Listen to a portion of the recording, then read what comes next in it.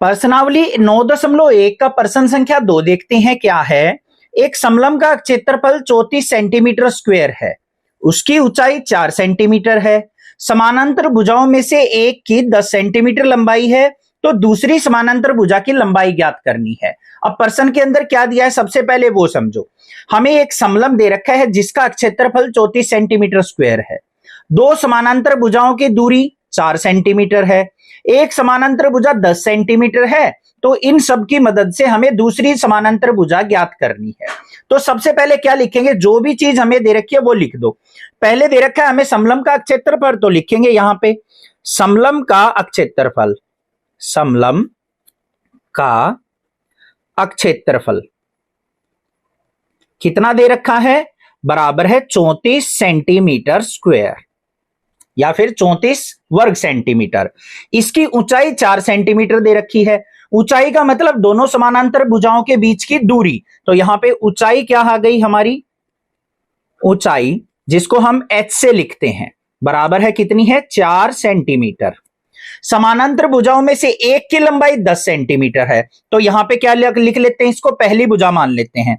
पहली भुजा की लंबाई, पहली भुजा की लंबाई, भुजा की लंबाई उसको हम किससे मानते हैं, a से मान लेते हैं। a बराबर है 10 सेंटीमीटर। अब दूसरी भुजा हमें ज्ञात करनी है। अब जो ज्ञात करनी है उसको हम क्या करेंगे, मान लेते हैं। तो यहां पे लिखेंगे माना दूसरी भुजा की लंबाई, दूसरी भुजा की लंबाई, भुजा की लंबाई उसको हम b से मान लेते हैं। b बराबर है 20 सेंटीमीटर।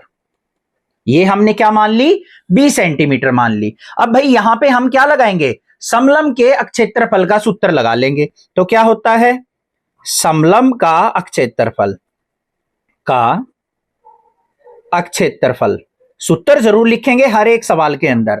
1/2 गुना में दोनों भुजाओं का योग, जो समानांतर भुजा है उनका योग, और गुना में क्या लिखेंगे, ऊंचाई।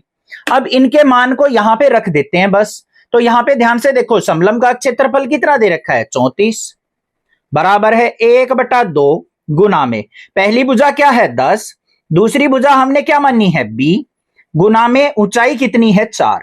इसको हल करना है, तो पहले 2 एकम 2, 2 दूनी 4। तो हमारे पास क्या आ गया, यहां पे 34 बराबर है 2 की अंदर गुना करो, दोनों से होगी। 2 की 10 से गुना की तो 2 ढाई 20, जमा में 2 की 20 से गुना करेंगे तो 2b। 20 को ले जाओ बाईं तरफ, तो यहां पे क्या आ जाएगा 34 घटा 20 बराबर है 2b। 34 में से 20 गया तो 14 बराबर है 2b।